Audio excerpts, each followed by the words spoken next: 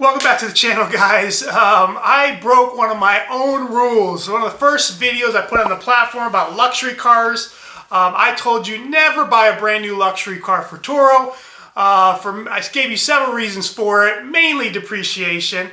And I broke my own rule. I spent $65,000 on a brand new luxury car. Not just a luxury car, one of the worst depreciating luxury brands. And I have my reasons for it, okay? And every rule has its own exceptions, and I'm going to tell you what my reasoning was. Did I make a mistake, or is there some positive from this disastrous lapse of judgment? Let's dive in. Let's talk about it.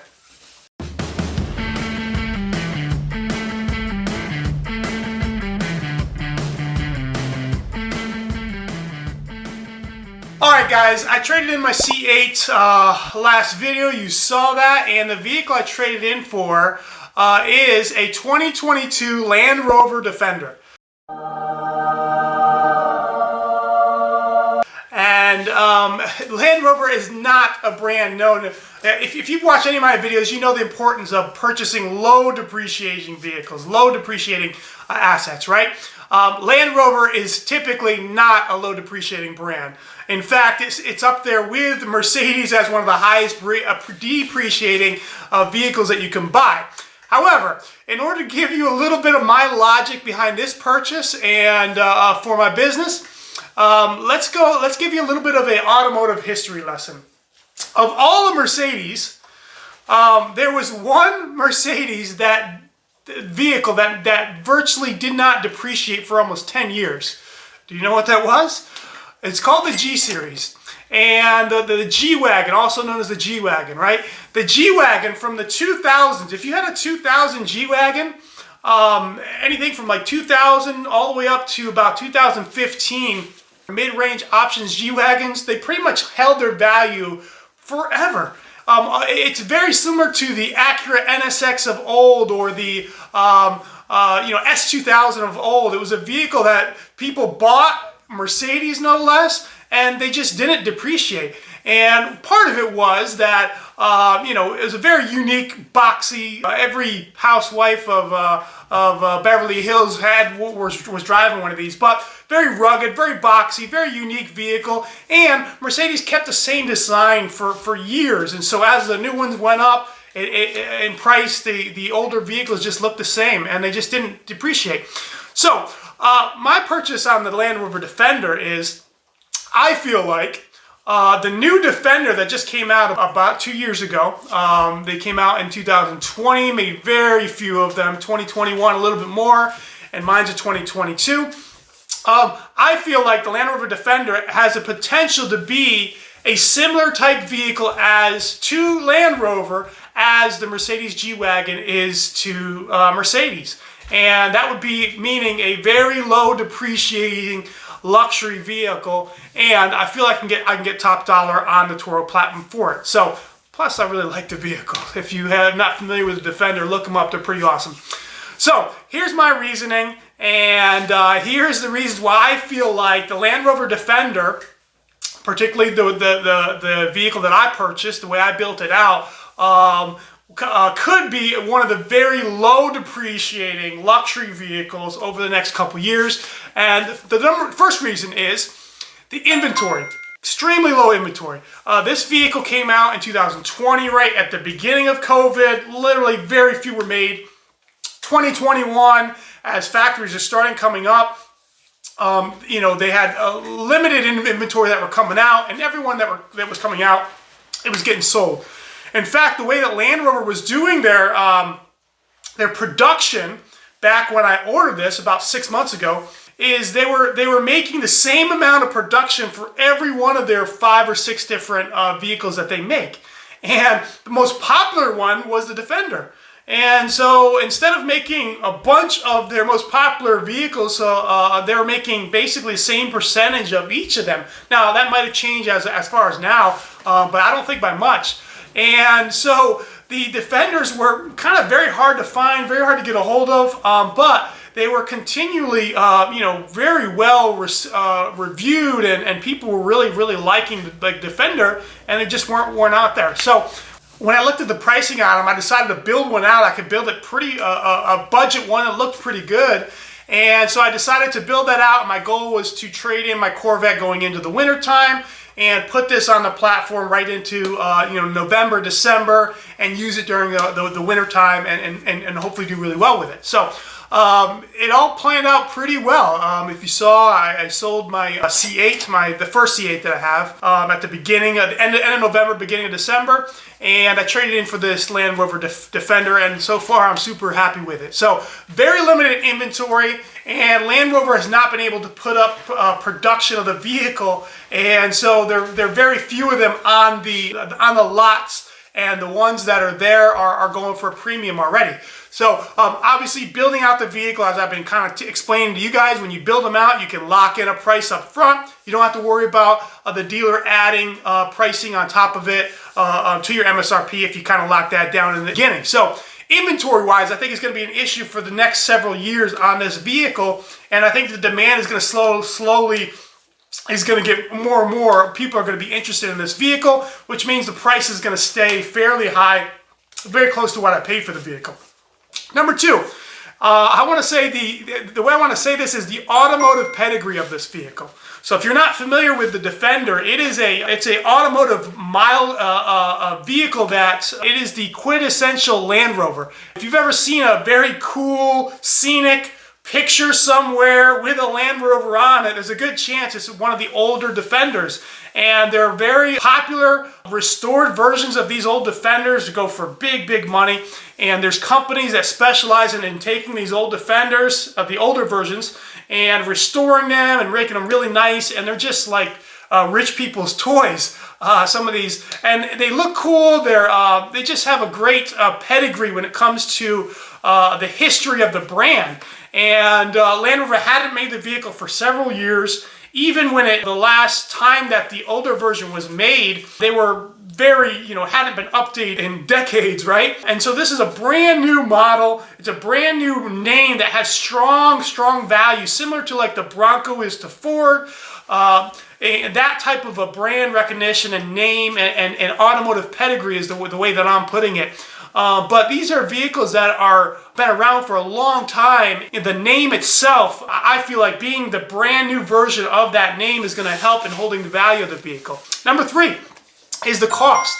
The cost of the Defender. It's one of Land Rover's more affordable SUVs. Now they have I think the Evoque, and they have the Discovery. Both of them are on the lower end as well, but you can build a Defender. It's a lower cost Land Rover that you can build it out. As I mentioned, mine was $65,000, $64,000, and the fact that I can build a brand new, SUV from Land Rover and still stay in that $60,000 range is, pretty impressive and affordable, and it makes, allows me to do what I want to do, which is rent the car, rent the vehicle for a year and a half, 2 years, and then sell it for something close to what I paid for the vehicle and keep all that rental profit in between with having very little maintenance costs. Most times when you buy a new vehicle, it's going to come with, several, the first maintenance is covered. So I really have a low amount of risk if the vehicle will hold the value of the way that I think it will. And number four is the competition.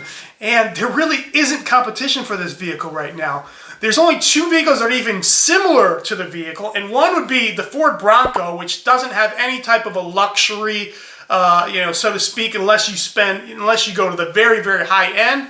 And if you're going to go to the very high end, a loaded up Bronco, or you're buying one way over MSRP, even though it's very nice on the inside and has a lot of nice things, the Land Rover would still be, the Defender would still be considered more of a luxury vehicle and more of an upscale vehicle. And so that's the closest thing on this end. On the opposite end, the only other vehicle even similar to the Land Rover Defender is the Mercedes G-Wagon. Well, the new G-Wagon costs double, triple, and up to 3.5 times the Defender. And as far as cost-wise, so that's not really a competitor either. So it's a very unique, special vehicle. and there's really not a lot of competition for it. Maybe a high-end Bronco or a low-end G-Wagon, but really it's in a class of itself. It's a unique special vehicle, and there's a lot of hype on it, a lot of interest in the vehicle, and there's not really any competition for it. So that's a good vehicle to me for the Toro platform because the vehicle can be unique. I did a deep dive into my market, and there wasn't a single Defender close to me, and so I felt like this could be a good vehicle for the platform. Number 5 is the build of the vehicle. But the build of the Defender is very rugged, is very utilitarian. The vehicle is built to be, kind of dirtied up and kind of, it's a rugged off-road 4x4 type of an SUV. It's got some luxury aspects, but it's not heavy on the luxury. It's more on the rugged durability. Everything's really high quality rubbers and easily cleanable. And you can tell the vehicle, especially from a Land Rover side of it, the vehicle is built to be used and kind of abused a little bit. And that's going to help as far as the vehicle holding its value long term, along with what I've mentioned many times before is any type of an off-road vehicle, a vehicle that people are going to use later on for off-roading. Those vehicles will always hold their value a little bit better, even more than the 2 years that I plan on keeping the vehicle, but 5-6 years down the road compared to standard Land Rovers, where a lot of the standard Land Rovers, they have the bigger 22 inch road wheels, and they're four-wheel drive and all that too, but the Defender is specifically built for going off-road, and as far as that goes, and that's going to help with holding its value. So I'm hoping that the build quality will hold up a little bit better than what they're known for in the past. Although I'm keeping the vehicle for short term, 2 years, definitely not longer than the 4 years of the manufacturer's warranty. So I'm not too worried about that, except I can't rent it if something's breaking on the vehicle, right? Number 5 is the awards. The car's racked up a lot of awards, very coveted awards, such as the 2021 Motor Trend SUV of the Year, big award, 2021 Motor Trend Best Midsize Luxury SUV, 2021 World Design of the Year. In fact, around the world, this is a vehicle that Land Rover is building and selling around the world, not just the U.S. market. Around the world, it's already, in less than 2 years, has racked up over 50 awards around the world. So this is a lot of praise from reviewers, and because it's such a small production of a vehicle, the more people are aware of this vehicle, the more coveted these vehicles will be, and the production is not going to meet the demand of what people want. Even if the economy goes down, they'll be selling their G-Wagons, they'll be selling their, their higher end Land Rovers, and buying something more affordable like the Defender. So those are my reasons, and that doesn't answer the question that most of you are probably wondering is, how's it rent? It's too early to tell. Okay, I'm about a month and a half in. Few smaller rentals in the beginning. A lot of good news in the last week or two. I've had 2 week-long rentals, and so that's really good, obviously. As far as price-wise, I wanted to get $199 a day. Obviously, in the middle of the slowest season, December, January, I wasn't able to get that. I dropped it down to $149. And it seems like $139 is the sweet spot right now in slow season. Obviously, in peak season, I'll try to ramp that higher and get more. But I've had 2 week-long rentals just in the last week and a half bookings. And so I'm excited about that. 3 out of the 7 rentals so far are people that are interested in the vehicle and they can't find them on the dealer's lot. So that's another reason why I think it's going to be a good vehicle for me. And or people that have ordered, are putting an order in and want to get a feel of it.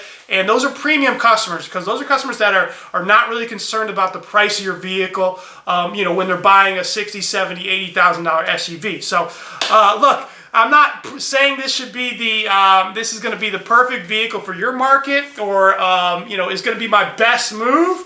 But I am giving you the reasons why I bought the vehicle, and I'm hoping it's going to turn out well. What do you think? Have I convinced myself this is a good vehicle because I like the vehicle and I think it's cool and I wanted one?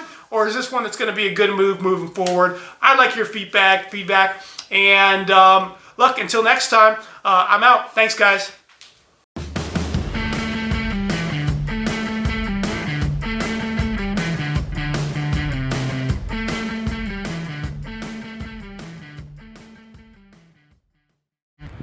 And there's one more reason we've got the Defender. It's a little more fun to play in the style.